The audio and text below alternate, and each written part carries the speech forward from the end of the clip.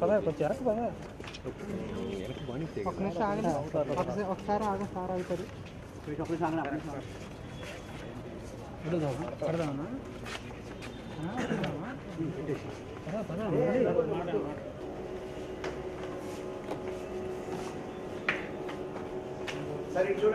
Sir వెనక్కి తిరగారా sir okay okay okay sir okay Murali మాట్లాడుతున్నాను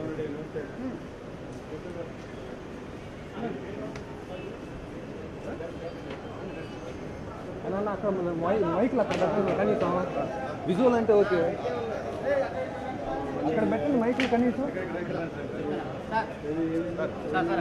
అక్కడ రండి అక్కడ రండి సార్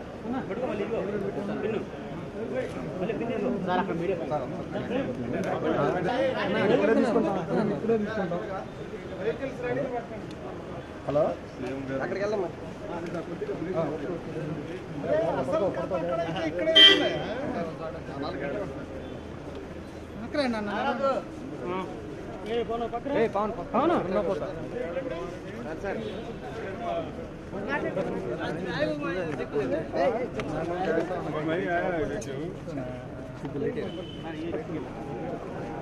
No voice.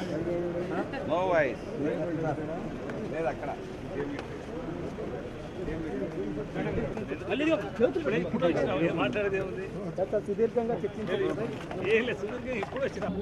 ముఖ్యమంత్రి గారిని కలవబోతున్నాం. ఏదైనా ముఖ్యమంత్రి గారిని కలిసిన తర్వాత మా విజ్ఞప్తి చేయడం జరుగుతుంది. మరి ఏదైనా ముఖ్యమంత్రి గారి ఆదేశానుసారం వారిని అనుసరించే ఏ నిర్ణయమైనా తీసుకోవడం జరుగుతుంది. ఏదైనా అధిష్టాన వర్గం ఏ నిర్ణయం తీసుకుంటే దానికి కట్టుబడి ఉంటాం. కట్టుబడి ఖచ్చితంగా ఉంటాం. ముఖ్యమంత్రి గారు నిర్ణయానికి తప్పకుండా అందరం కట్టుబడి ఉండాల్సిందే. కట్టుబడి ఉండడానికి ప్రయత్నం చేస్తాం, కట్టుబడి ఉంటాం. అందరం ఒకరొకరు సహకరించుకోవాల్సింది. వాళ్ళకి ఇచ్చినా మేము సహకరించాల్సిందే, మాకు ఇస్తే వాళ్ళు సహకరించాల్సిందే. తప్పక అందరం కలిసిమెలిసి పనిచేస్తాం. పార్టీ మారేది ఏం లేదు, ఇదే పార్టీలో కొనసాగుతాం. అవసరమైతే మా నాయకుల దగ్గర కొట్లాడి టికెట్ కోసం అడుగుతాం తప్ప ఇంకో పార్టీ మారే ప్రసక్తి. మన బాబు గారిని కలిసి వచ్చిన తర్వాత వచ్చే ఎన్నికల్లో నేను పోటీ చేయడం ఖాయం అన్న విషయాన్ని చాలా స్పష్టంగా చెప్పారు.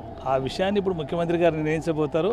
మరి వారి నిర్ణయానుసారం తప్పకుండా ఇంకొకటి సార్, నిర్ణయం తీసుకోవడం జరుగుతుంది. సర్వే నిర్వహించారు, అక్కడ అంటే సర్వే చేయించుకున్నారు, అక్కడ మీకు అనుకూలంగా వచ్చింది. ఆ సర్వేని కూడా ముఖ్యమంత్రి గారి దృష్టికి తీసుకెళ్లారనేది ఒక ప్రచారం, ఒక వాస్తవం. మేమే సర్వే అయితే చేయలేదు. మరి చాలామంది తెలుగుదేశం పార్టీ తరఫున చేస్తున్నారు, వైఎస్ఆర్సీపీ పార్టీ తరఫున చేస్తున్నారు, ఇండివిజువల్గా చేయించుకునే వ్యక్తులు ఉన్నారు. నా వరకైతే నేను ఎక్కడ సర్వే చేయలేదు. మరి ఏ సర్వే చేసినా ఎక్కడ చేసినా మరి ముఖ్యమంత్రి గారికి అన్ని సర్వేలు తెలుసు కాబట్టి వారి యొక్క ఆదేశానుసారమే అందరం ముందుకు పోవాలని నిర్ణయించుకున్నాం. సరే, అంటే ఎంపీ గారు కానీ లేకపోతే ఫరూక్ గారు కానీ ఇంకా మిగతా వర్గాలన్నీ కూడా భూమా వర్గానికే మద్దతు ఇస్తున్నాయని చెప్పేసి వాదన ఉంది. ఆ విషయం అయితే నాకు తెలియదు. అందరం కలిసిమెలిసే వర్క్ చేయడానికి ఉన్నాం. అన్ని రకాలుగా అందరం కలిసిమెలిసి ముందుకు సాగుతాం.